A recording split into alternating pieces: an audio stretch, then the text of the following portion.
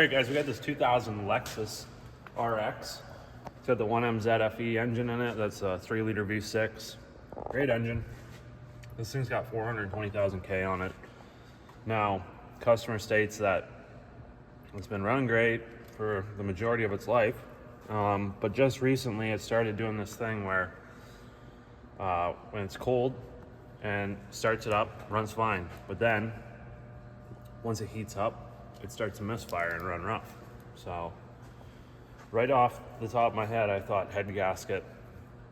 Although these are great engines, once they get up to higher kilometers and all that stuff, sometimes they experience head gasket failure, which they go through a lot of hot and cold cycles, But so I just did a quick check on some stuff, and the first thing that I noticed was our reservoir here is empty, which is typical of if you bring it to a maintenance shop and they never top it up, that can go down to low and after a long time empty. But feeling in this hose, that feels like air. It does not feel like there's any coolant in there, and we're opening this up for the first time. And we got a little bit of coolant in the rad, but that is full of air. So, why is our system low? Customer said there was no coolant leaks that he knew of.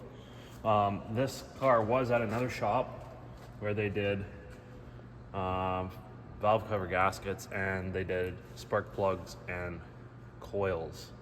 So I believe this has a waste spark system on it.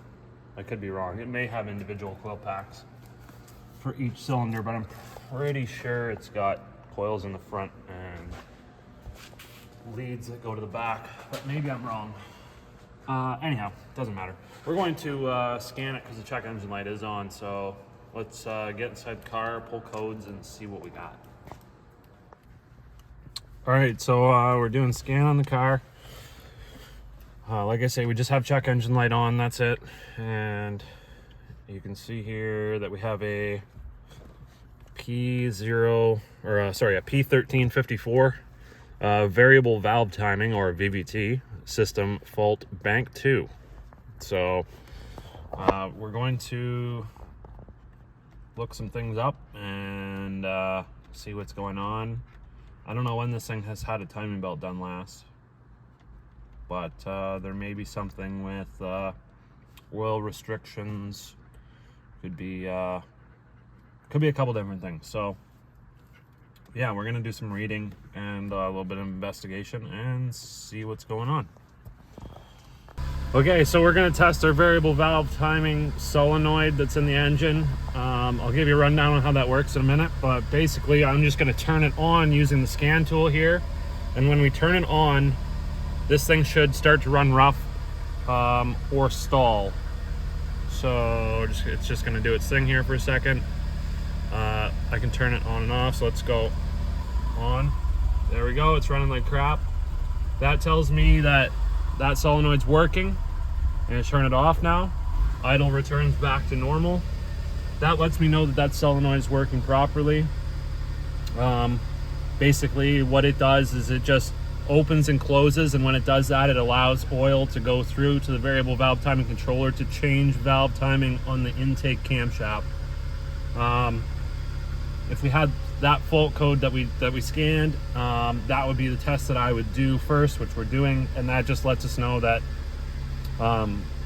if it did nothing when we turn it on, we would know that oil control solenoid's probably faulty. I'd pull it out, bench test it, all the rest. But seeing as it just did that, I know that it's working. I'm going to do bank 1 as well, just to make sure. I'm gonna get in here and do this.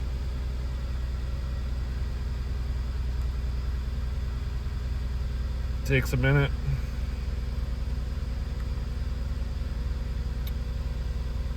Takes a minute.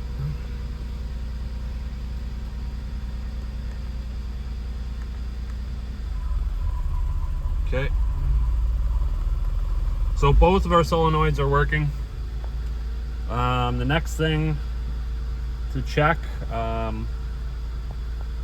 have to think about it for a minute. All right, so we took it for a drive. Once it got up to operating temp here, it started running rough. The check engine light came back on, same fault code. What we're gonna do now is, while it's running rough, I'm gonna see if I can command that solenoid on or off to make it run better. Like as if maybe the solenoid's being stuck on or off. So we could see in the data list that it was being commanded on. There's our VVTI control. It's being commanded on. Total misfire counter 28. So the only thing I can really do now, seeing as this is an older vehicle, it doesn't give me any graph data on this tool. It just gives me basic information. So we would have to get the oscilloscope out and look at it and see what that solenoid's doing. So I think what I'm going to do is probably do that and see. No difference between on and off. No difference between on and off. Yeah, take a look at it and see. I don't think the so the possible causes on the trouble tree were the solenoid, the VVTI actuator that the solenoid controls, timing, or ECM. And seeing as we can control it, as you've seen before, I don't think it's the ECM. It runs great when it's cold, and when it gets up to temp, that makes me think it's not timing. And it could possibly be a possible controller failure. Sucks that I could command it on and off and it would work and not work when it's cold, but now it's non-responsive. So there could be something inside the solenoid as well, maybe. So I think we're just gonna get the scope out and see what it looks like here. All right, so we pulled the solenoid out. We're just gonna bench test it, even though we've commanded it on with the PCM. I expect it to work. I just wanted to sort of further inspect it to make sure there wasn't anything stuck in there. We put the oscilloscope on it and checked it out. We didn't, sorry, we didn't video that, but the pattern looked normal.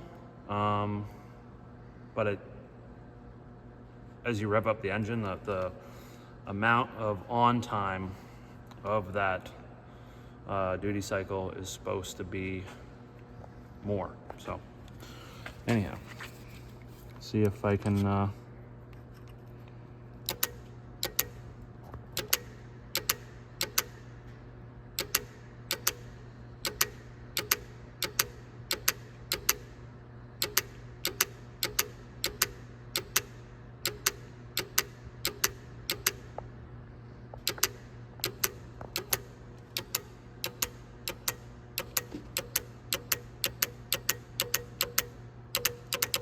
Okay, so now that we've bench tested that, we're gonna do this other check that checks the intake cam phaser or variable valve timing controller. That's the gear the timing belt runs.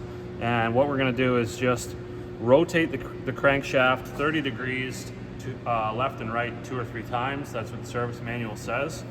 And as we look down in here into this hole where that solenoid was, we should see oil drain back in there. So I'm gonna start to rotate this thing over and we'll see if oil comes out. Okay,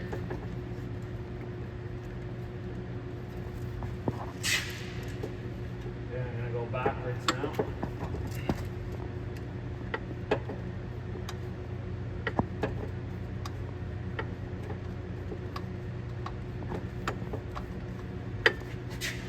I'll go forwards again.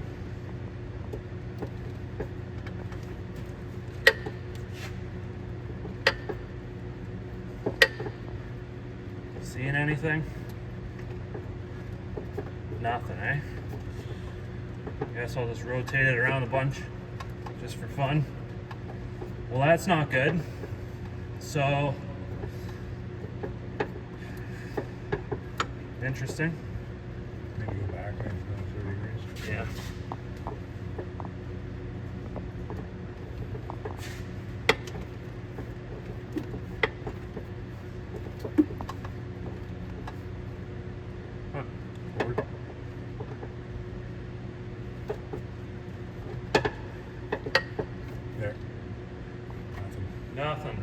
even a little bit.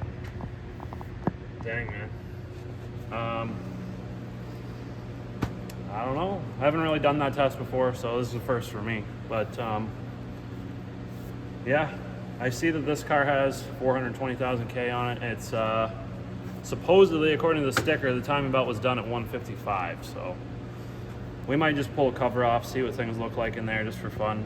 Make sure one of the possible causes was that the timing was out, but like I say, it runs great when it's cold, so I highly suspect that that's probably not the issue, but we better just double check to make sure. So we'll keep going.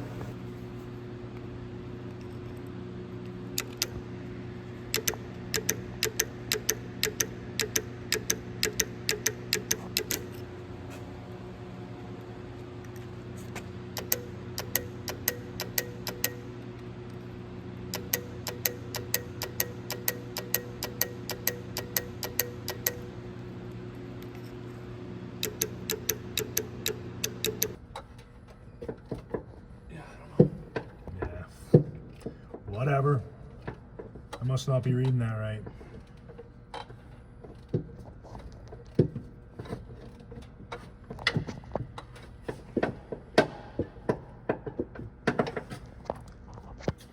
Not sure, man. All right, so we did a bunch of diagnostic checks today. It's late. We're gonna call it a night, and I'll title this one Part 1. So definitely gonna let you know what we find, but for now, I'm still on the hunt.